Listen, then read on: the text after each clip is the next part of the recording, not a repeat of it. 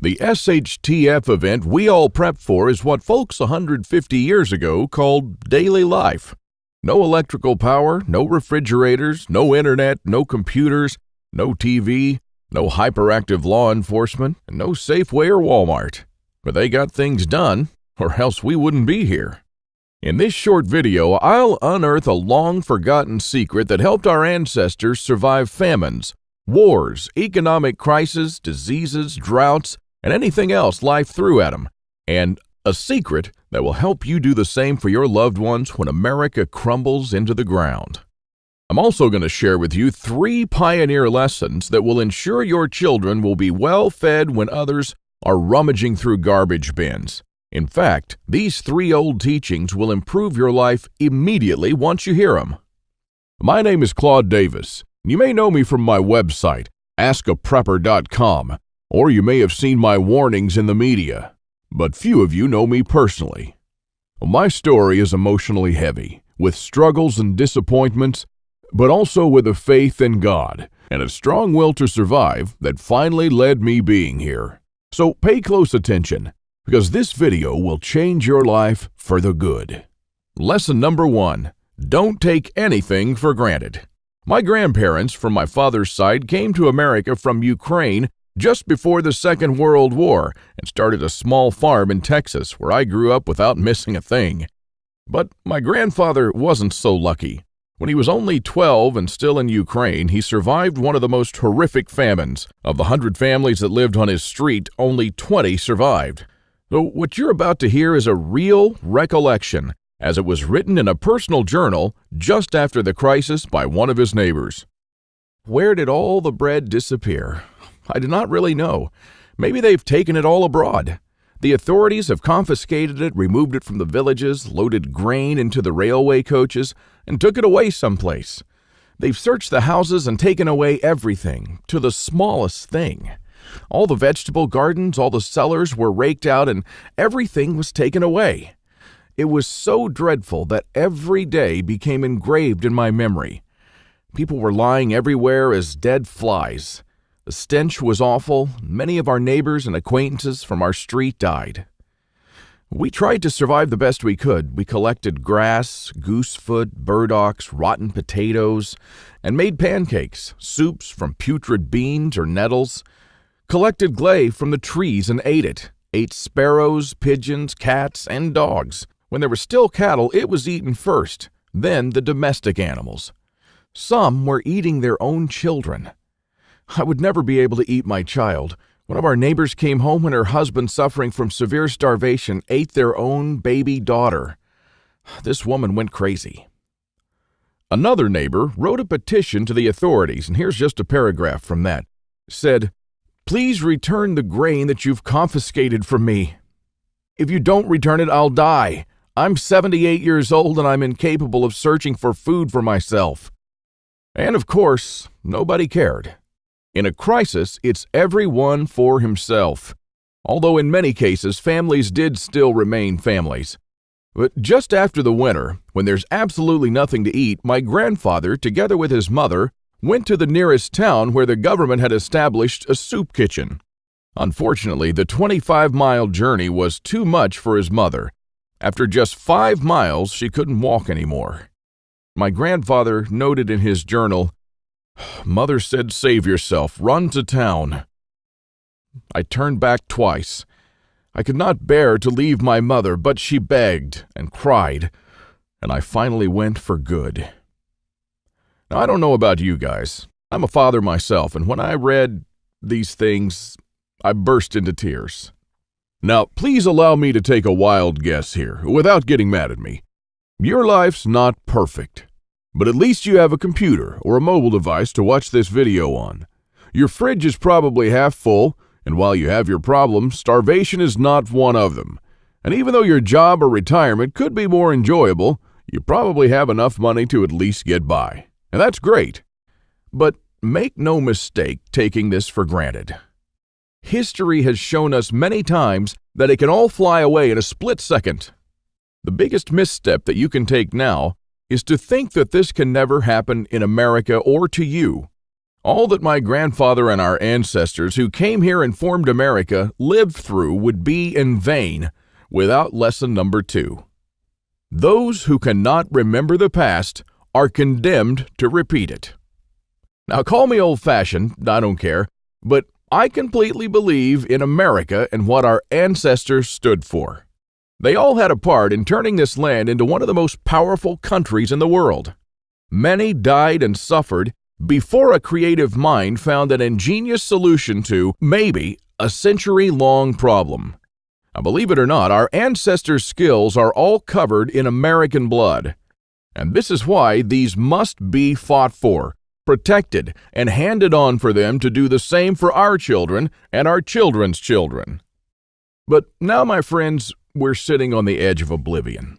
Our fathers and grandfathers were probably the last generation to practice basic things like building a root cellar or making pemmican. Our ancestors laid the bricks and built the world's strongest foundation that we're about to irreversibly forget. And we're going to pay the ultimate price for this, because if you have a big, strong house with a weak foundation, it doesn't matter if it looks nice on the outside. The next flood will sweep it away. And that is exactly what will happen to most Americans in the coming crisis. So here we are, human beings in the 21st century, several lifetimes and a world away from our grandparents and their ways. Have we become better at living? I think not. I watch as we have become ever more expectant that the world owes us a living. Consumerism has reached epic proportions, and people feel aggrieved if they don't own the latest gadget. The truth is, we never have been more disconnected from life, from the world, from the soil, from the trees, and from our own souls. We're straying away from our roots on a dangerous road from which there will be no turning back. And the good and the bad news is that we're the last generation that can truly do something about it.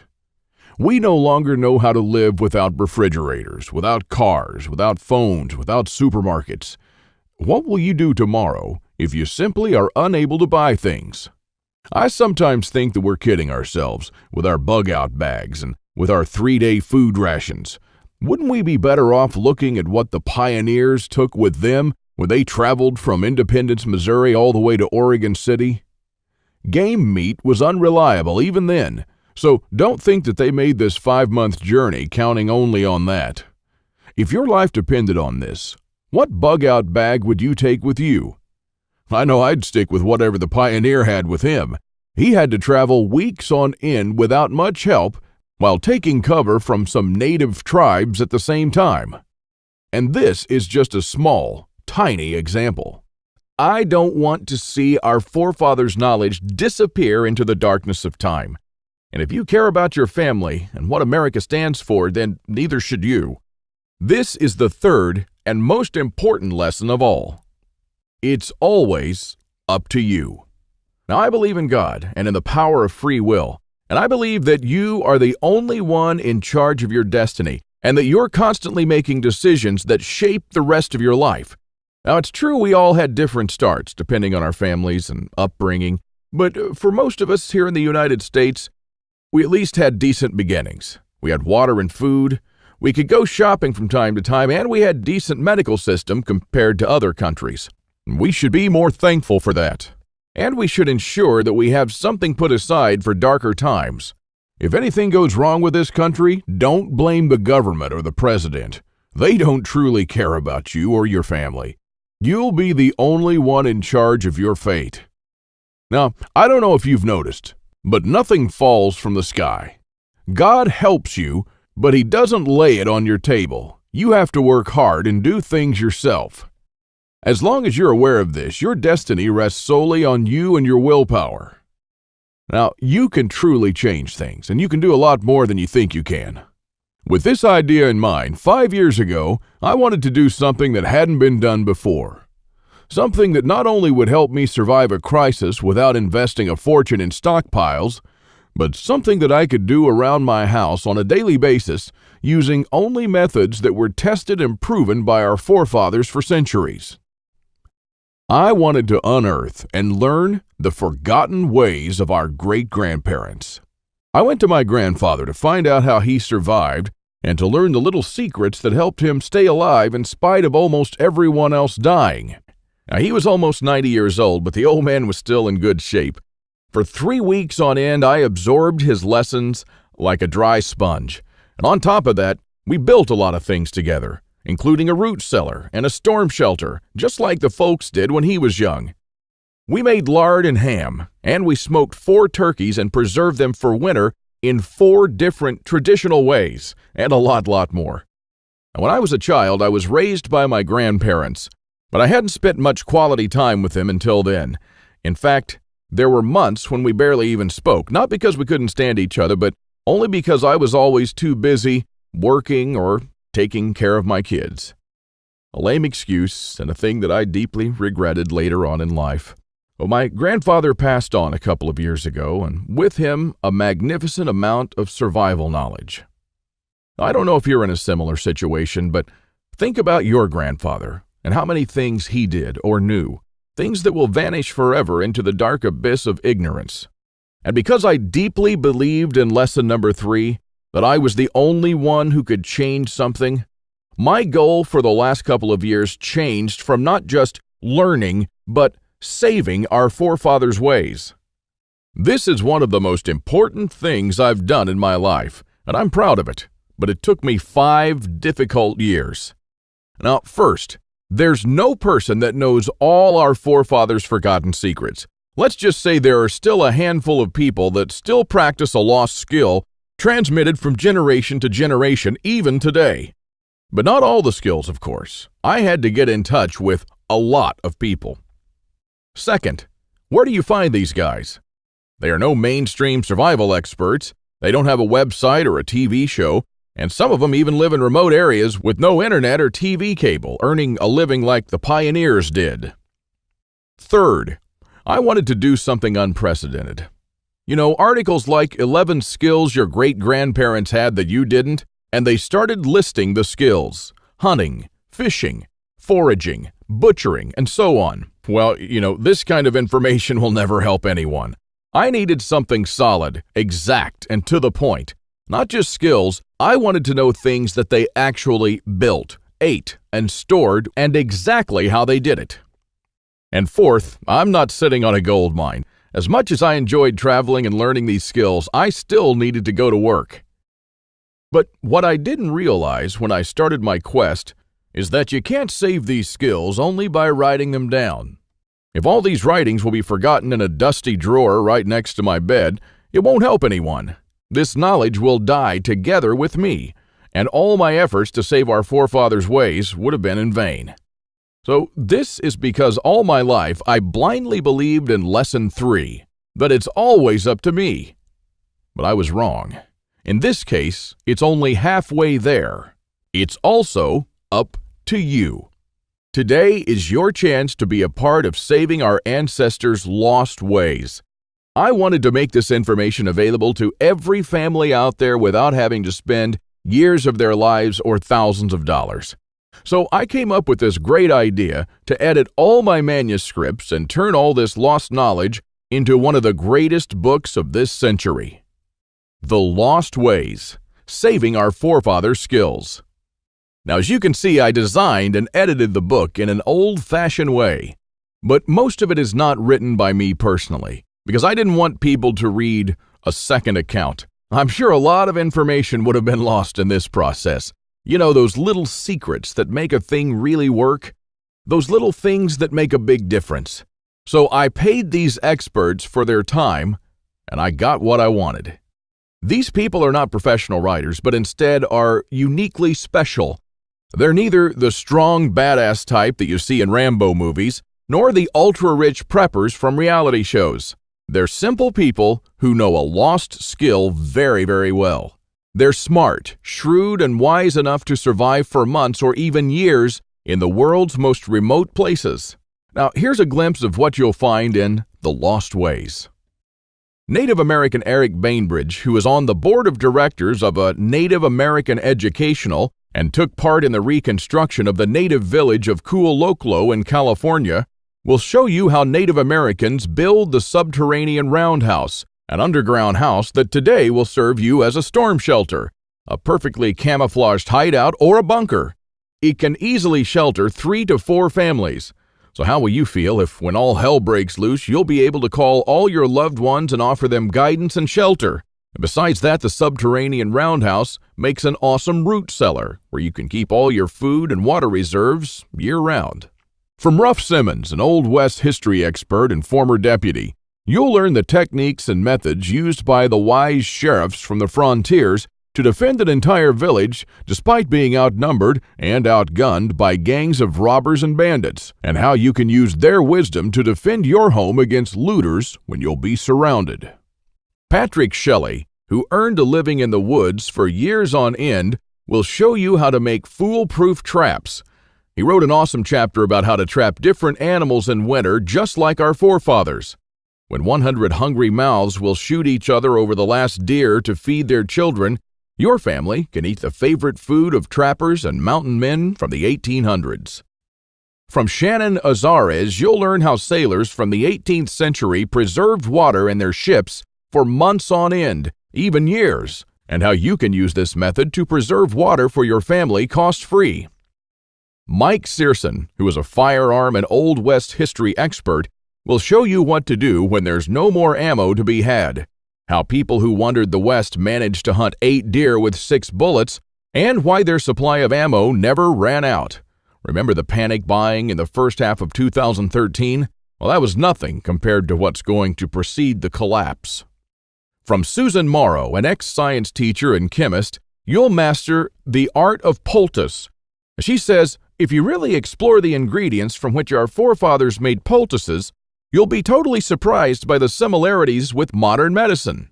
Well, how would you feel in a crisis to be the only one from the group knowledgeable about this lost skill? When there are no more antibiotics, people will turn to you to save their children's lives. Lex Rooker will show you how to make a superfood with basic ingredients that you can find in any Walmart.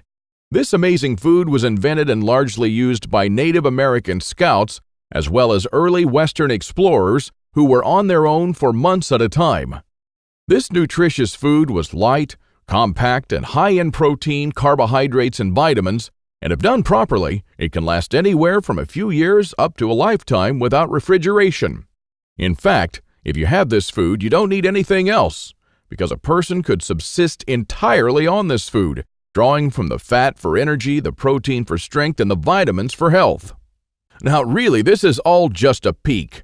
The Lost Ways is a far-reaching book with chapters ranging from simple things like making tasty bark bread, like people did when there was no food, to building a traditional backyard smokehouse, and many, many, many more. And believe it or not, this isn't all. If you get The Lost Ways right now, you'll also receive 3 exclusive reports that will be off the table soon. There's an old saying that our great-grandparents used to know. Once in life, you need a doctor, a lawyer, a policeman, and a preacher.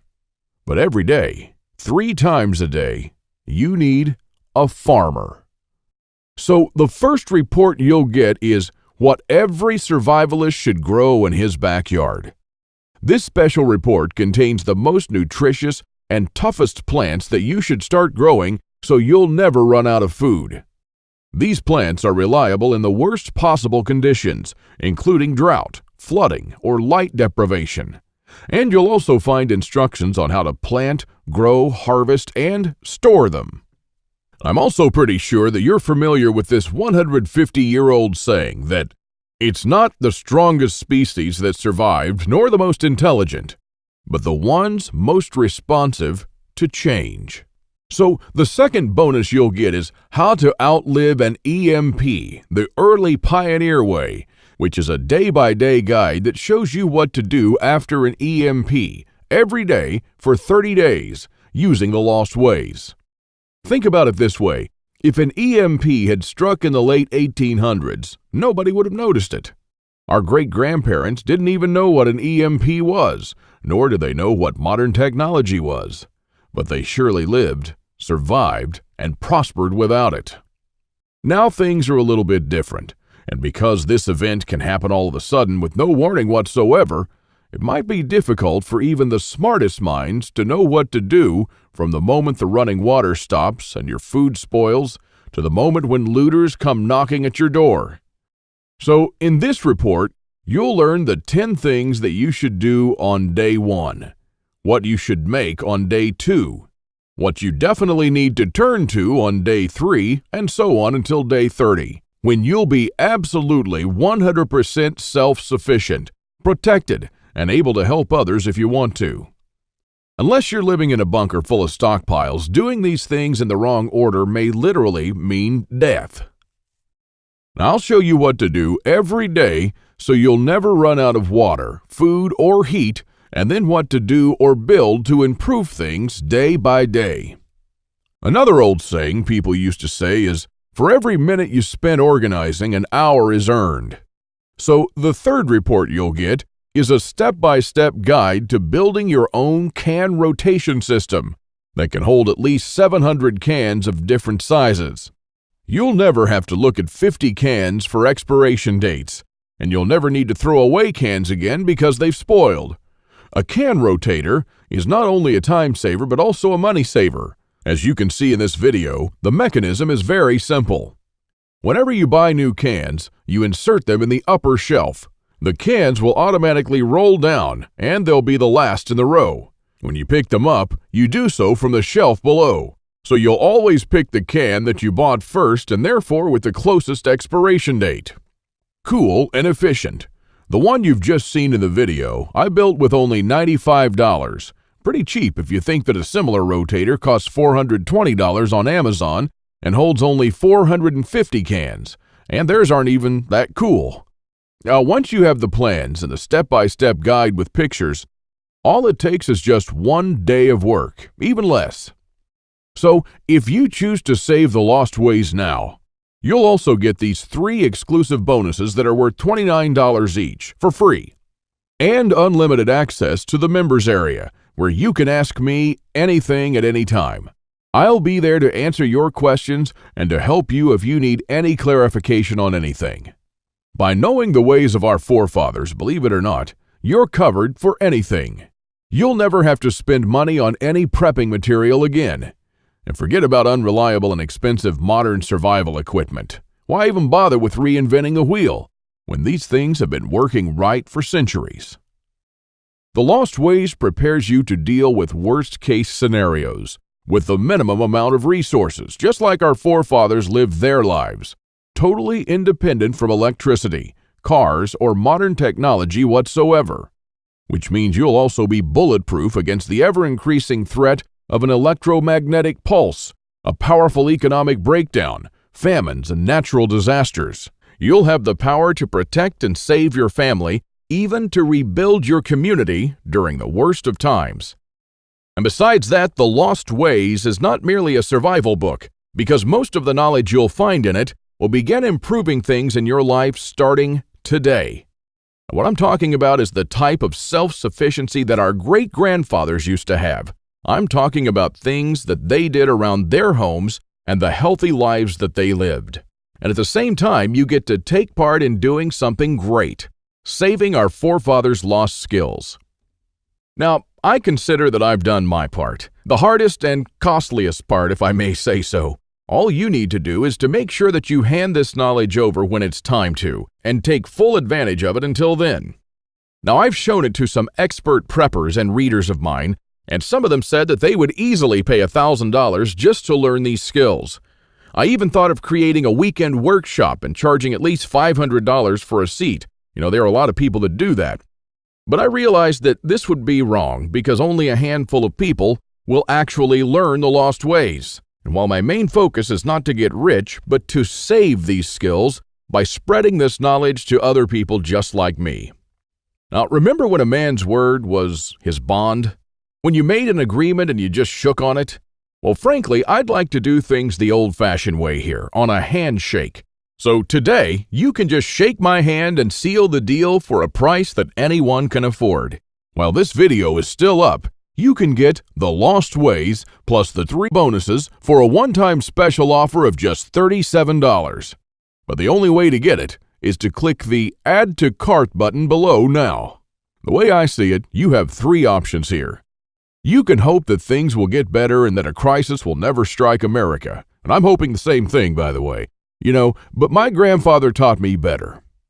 He taught me, as I've told you, to never take anything for granted. Doesn't it seem better to have these skills and never need to use them than to not have them and one day really need one of them? You can also start spending money and valuable time searching for guys who still know a lost thing or two by going through months of research and lots of traveling. And although it might sound nice in the beginning, these expeditions will take a huge toll on your bank accounts. I've spent 5 years gathering and rounding up this lost knowledge, and I must say that there were lots of times when I just wanted to give up. Or you could save the lost ways without going through any of this. I've already done the hard part. This lost knowledge has already been packed and is readily available to serve you and your children from now till the end of time. And there's nothing like this anywhere else. So if you want to literally save the lost ways and to know that your family is secure, to have warmth, food, water, and all the other things they need, even in the worst possible times, this is the only place where you can get it, and you are the only one that could really do something about it. When there's no more electricity and when your neighbors are forced to cook all the meat that they have in their fridges, you'll know the secrets to store it so your family won't starve next week. Heck, in fact, even now, yes, right now, if you get The Lost Ways, go to page 39 and start making one of the super nutritious foods that can last a few years without refrigeration. And I'm not talking about honey or vinegar. I'm talking about real food. And when others start begging you for a glass of fresh water, you'll be the only one in your neighborhood able to spare one. Or even a glass of beer or ginger beer, just like our forefathers made when the drinking water was contaminated. Go to page 301 and start building your own old-style backyard smokehouse to preserve your own meat, sausages, and fish using your own spices. And when the dollar becomes useless and all hell breaks loose, you won't care because you won't need any money at all. All you'll need to survive is the lost ways. Nothing more. If our ancestors survived the hardest times using only this knowledge, then so will you. Everyone will turn to you for guidance. Everyone will try to barter with you. Everyone will want to use your tools and your knowledge. This is the amazing power our great-grandparents had. And it's all captured, jam-packed, readily available for you in The Lost Ways. You won't find this anywhere else, and there's no way to tell how much longer this presentation is going to be up. So click the Add to Cart button below to secure your copy now. In keeping with the spirit of those simpler days, today you can take advantage of my handshake guarantee. Because I always put my money where my mouth is, I'm willing to take all the risk on this one. So click the button below and go through The Lost Ways. And when you're done, you have to be 100% thrilled and happy with this deal. If for any reason at all you want your money back, you'll get it within 24 hours from the moment you send me the request. You don't even have to answer any questions. Just simply send me a quick email located in the members area in the next 60 days and ask for a refund. That's right, you've got 2 months to test drive The Lost Ways and the bonuses. That's my handshake guarantee. So is it a deal? I hope so. Don't let this knowledge disappear into the darkness of time, because in the next crisis, when death will stare you in the eye, this is the only time-tested life vest that you and your family can hang on to. You'll stay calm and protected when others will scavenge through the garbage for food.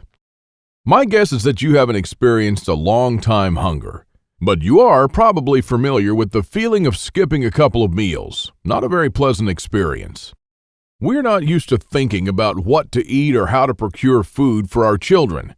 Again, don't take anything for granted just because we're living in good times now. Our grandfathers and great-grandfathers were the last generation to practice the basic things that we call survival skills today. Why try to reinvent what they did, and did very well, for centuries? There are only a few moments in life when you can really do something big. and this is one of them. Our grandparents didn't pass these skills on to us in our bloodstream, and neither will you to your children or your nephews. So take advantage of this video while it's still up and save the lost ways by clicking on the button below. You are the only one that can change something. Are you ready to turn back the clocks to the 1800s for up to 3 years? Because this is what will happen after the next SHTF event. One of my readers, James, replied to this question. Thanks for the book, Claude. I've been looking for something like this for years. And yes, I do believe that some of us are ready to turn back the clock now. Thanks to you, I can truly say that I'm at least one step closer. I can't believe how many things we've lost along the way. This book was an eye-opener for me, and I must admit that there were a lot of things that I was doing or thinking in a totally wrongful way. The brilliance of your book is that it offers a proven way to achieve self-sufficiency without investing any money. Heads up for this book. This is by far the best survival advice I've read so far. And I just can't stop building stuff. James. I received this email and it made my day. Now again, here's my handshake deal to you. You'll get The Lost Ways, plus what every survivalist should grow in his backyard, How to Outlive an EMP the Early Pioneer Way, and a step-by-step guide to building your own can rotation system. While you'll also take advantage of my full handshake money-back guarantee for 60 days and unlimited email access, where you'll get to ask me whatever you want. Not for $124, but for only $37. This deal just simply can't get any better than this. Thank you for watching this video, and I hope that we'll meet on my secure encrypted checkout page. Now, once you've entered your info and submitted that, you'll have immediate access to The Lost Ways and the bonuses. Click on the button below to secure your spot while this presentation is still up.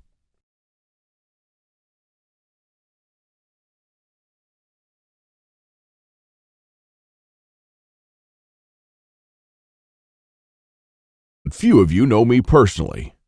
My story is emotionally heavy, with struggles and disappointments, but also with a faith in God and a strong will to survive that finally led me being here. So pay close attention, because this video will change your life for the good. Lesson number 1. Don't take anything for granted.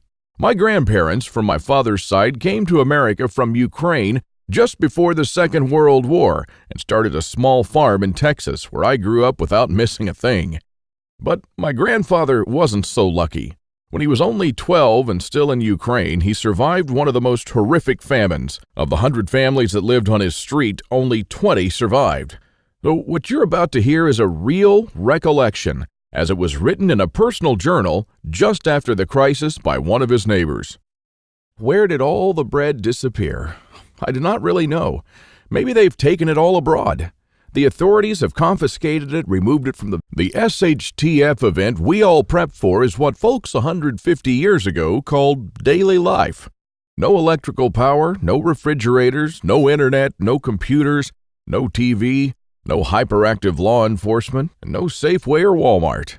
But they got things done, or else we wouldn't be here.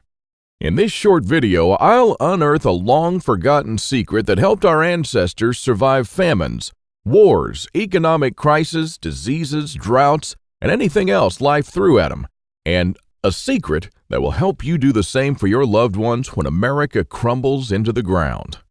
I'm also going to share with you 3 pioneer lessons that will ensure your children will be well fed when others are rummaging through garbage bins. In fact, these 3 old teachings will improve your life immediately once you hear them.